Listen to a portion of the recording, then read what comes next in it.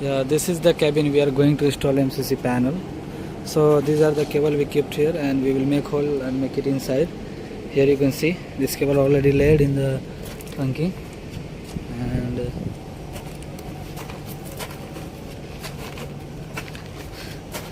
here you can easily see. So we will go from this side.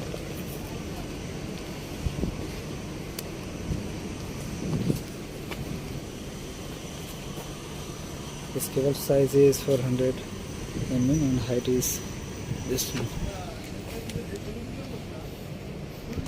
And here we have given the isolator, we have fixed already. This is for supply motor fan, and the cable already going to terminate, and this cable will go inside through this cable band. And here you can see this cable going